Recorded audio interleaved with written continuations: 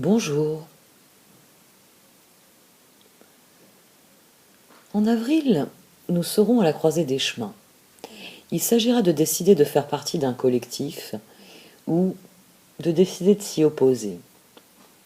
Des opportunités, de nettoyer les thèmes de nos vies qui ne satisfont plus la mission de nos âmes, nous trouverons, que nous les cherchions ou non. Vous bénéficiez sans doute déjà de l'apport d'air frais qu'a soufflé l'équinoxe. C'est une nouvelle année astrologique qui a démarré. Les pleines lunes sont une période de libération, et comme il s'agit de la première depuis l'équinoxe, nous pouvons abandonner tout ce dont nous n'avons plus besoin, afin de créer de l'espace pour que de nouvelles énergies se déploient durant cette nouvelle année astrologique. En mars 2020, le monde était un endroit différent. Tout a changé depuis, à commencer par chacun de nous. Nous avons tous évolué. Chacun de nous a été confronté à ce que l'on peut appeler la nuit noire de l'âme. Des blessures physiques et psychiques ont été infligées. Mais il est important de ne pas vous identifier à votre souffrance. Souvenez-vous de ce que disait Carl Jung. Je ne suis pas ce qui m'est arrivé. Je suis ce que je décide de devenir. Nous avons tous vécu de nouvelles expériences qui nous ont émus, qui nous ont façonnés.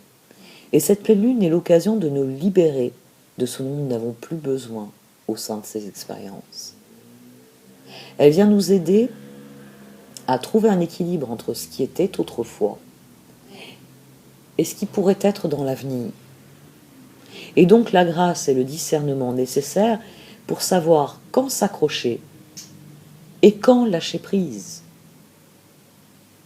Pendant la pleine lune du 28 mars, la lune en balance à 8 degrés est opposée au soleil en bélier à 8 degrés.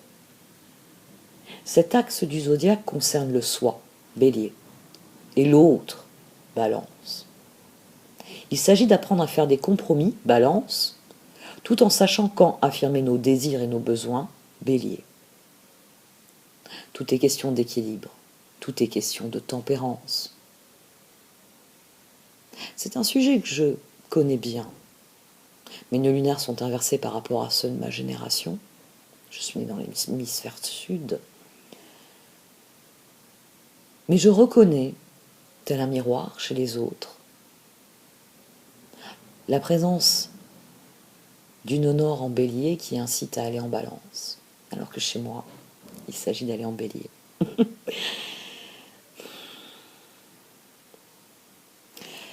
Se retrouver dans l'autre est normal. Et il s'agit de ne pas se perdre dans la relation. D'où cet axe bélier-balance. Remarquez quand les projections sont en jeu, à quel point il est facile de se glisser dans un rôle dicté par la personnalité ou les exigences d'autres personnes. Cet axe bélier-balance veut que vous cultiviez votre individualité afin qu'elle soit forte et entière, authentique, tout en reconnaissant l'importance des relations dans votre vie. Le chemin de la plénitude et de l'harmonie, encore et toujours tempérance, vous le savez.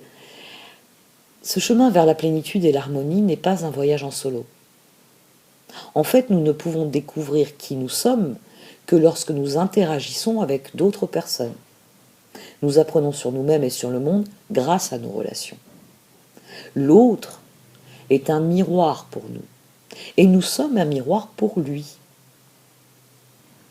Et en parlant de miroir, en opposition à cette pleine lune se trouvent aussi Vénus et Chiron qui accompagnent le soleil.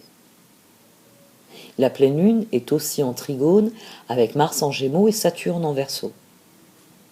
Comme vous pouvez le voir sur la carte de la pleine lune en balance, cela forme un motif en forme de cerf-volant, avec la lune à la base. La lune en balance guide les mouvements du cerf-volant. Le soleil, Vénus, Chiron, qui sont au sommet, arpentent de nouvelles voies d'expression créative.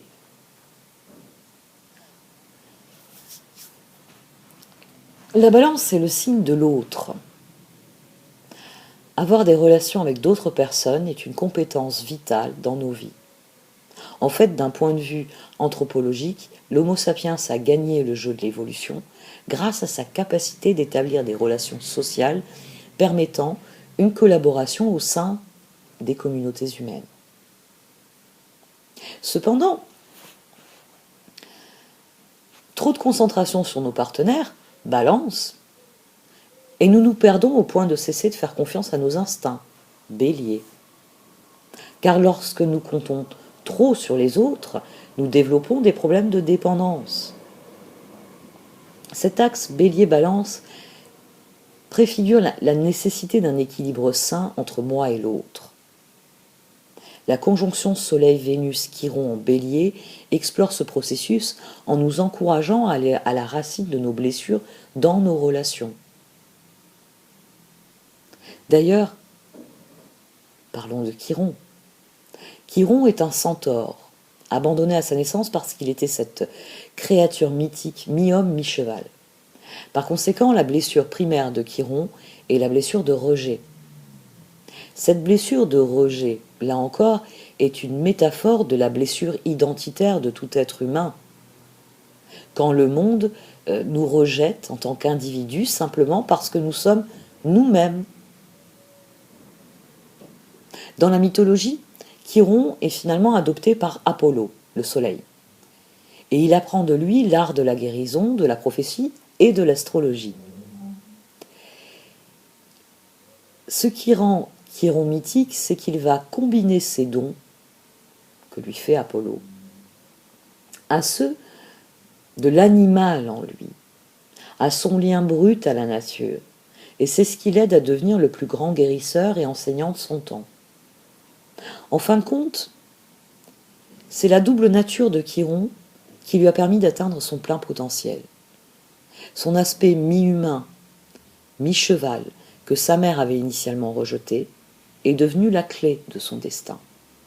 C'est pourquoi Chiron est le guérisseur blessé, car il représente les blessures avec lesquelles nous entrons dans cette vie, et les blessures dont nous héritons en cours de route.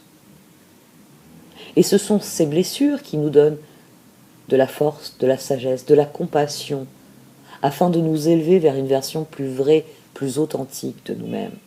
C'est en transcendant nos blessures que nous pouvons guérir et inspirer, non seulement nous-mêmes, mais aussi ceux qui nous entourent.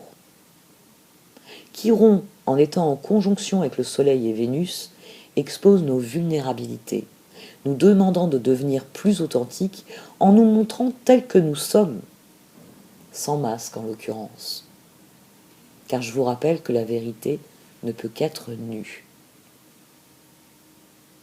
Chiron, actuellement en bélier, nous rappelle que ce n'est pas le moment de lécher nos blessures, mais que nous devons plutôt nous en servir comme carburant pour renforcer notre guerrier intérieur. C'est la présence de Vénus qui adoucit cette énergie, nous rappelant que notre ascension peut se produire au moment de notre choix, de la manière dont nous le souhaitons, du moment que tout cela part d'un lieu d'amour. Cette combinaison d'énergie durant la pleine lune nous encourage à assumer véritablement qui nous sommes, parce que nous sommes parfaits tels que nous sommes. Nous méritons d'être acceptés tels que nous sommes, dans toutes nos vérités. Et l'autre configuration cosmique dont je vous ai parlé il y a quelques minutes, celle du trigone entre la Lune, Mars et Saturne, est considérée comme un grand trigone. Puisque je vous le rappelle, Mars est en Gémeaux, Saturne est en Verseau et la Lune est en Balance. On a donc là un trigone parfait, formé entre les trois signes d'air. C'est quelque chose qui est considéré comme un présage hautement positif. Et cela imprime une fluidité dans toute progression, que l'on considère les choses d'un point de vue astrologique ou évolutif, dans les transits progressés, ou dans les transits stricts. C'est un triangle parfait. Et en tant que triangle parfait, il est connu pour apporter protection, harmonie et facilité. Parce qu'ici, Mars et Saturne, en aspect à la balance, parlent de motivation, de dévouement, de persévérance, de volonté qui est canalisée afin de surmonter toutes les difficultés. La combinaison que forment Mars, Saturne et la Lune dans les 3 signes d'air indique des récompenses après un travail acharné. Les efforts sont récompensés et les projets auxquels on a vraiment travaillé dur évoluent. C'est un trigone qui dit que les difficultés auxquelles nous sommes actuellement confrontés passeront. Qu'elles passeront quand nous prendrons des mesures positives et que nous dirigerons notre force intérieure vers la vérité. Pour conclure cet instantané astrologique, des bonnes nouvelles. Mercure entre en Bélier le 3 avril et il y a une nouvelle lune en Bélier le 11. Nous pourrons donner corps à nos idées, innover dans nos projets ou encore saisir les opportunités qui se présenteront. Puis Vénus sera en Taureau le 14 avril et Mercure et le Soleil la rejoindront dès le 19 avril. Cela va apporter du réel, car les faits deviendront l'unité de valeur et nous éprouverons le besoin de construire sur du solide. Je me plais à penser du fait que Uranus est installé en Taureau, que ce sera lui qui donnera le là lors de cette réunion. Eh bien, je me plais à penser que nous deviendrons ainsi plus cartésiens et que nous rétablirons les faits comme base de tout raisonnement. Je vais arrêter là. Voilà ce dont je vous souhaitais vous parler durant cette pleine lune en Balance et son magnifique cerf-volant. Il n'y aura pas de tirage Qumran sur cette pleine lune. Je dois faire les tarots au Shozen et j'ai encore besoin de repos.